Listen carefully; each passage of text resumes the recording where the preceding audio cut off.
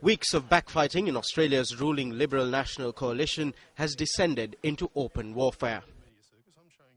Tony Abbot has been an absolutely fantastic opposition leader, in my view the best the country's ever had. In effect, he has been a great wartime leader. We now need a great peacetime leader, and quite frankly the Prime Minister is still operating on that wartime.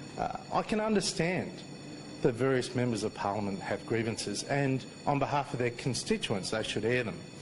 But we have an obligation to be united. Prime Minister Tony Abbot has appealed to disgruntled party colleagues to stop navel-gazing and dismiss the judgment of former Victorian Liberal Premier Jeff Kennett that his leadership is terminal.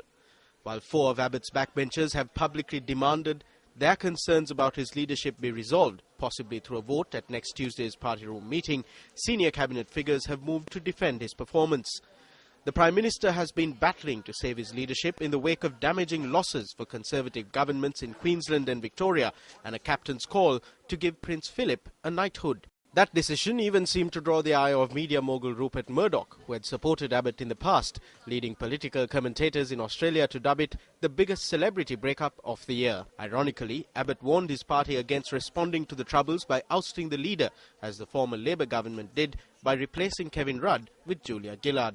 I know that there are some decisions that we made that we could have done more to explain and justify. I know that at some stages last year, as a government, we bit off more than we could chew. Now, I've learnt the lesson. I really have learnt the lesson. A spokesperson for Liberal frontbencher Malcolm Turnbull has denied that he is canvassing backbenchers for support in a potential vote on the leadership. Earlier, reports emerged that 2 MPs had revealed Turnbull had called them to gauge their support. Turnbull's office said that he was not trying to secure numbers if there was a spill. Will the Prime Minister, whose popularity rating is at an all-time low, find himself displaced from his seat come next week?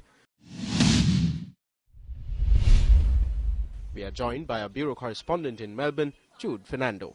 As of next week, it is doubtful that Tony Abbott will stay as Prime Minister due to growing pressure from his party, where 3 MPs are calling for a vote on his leadership. So the 18 months since he was elected, Mr. Abbott's approval ratings have fallen below 30% this week.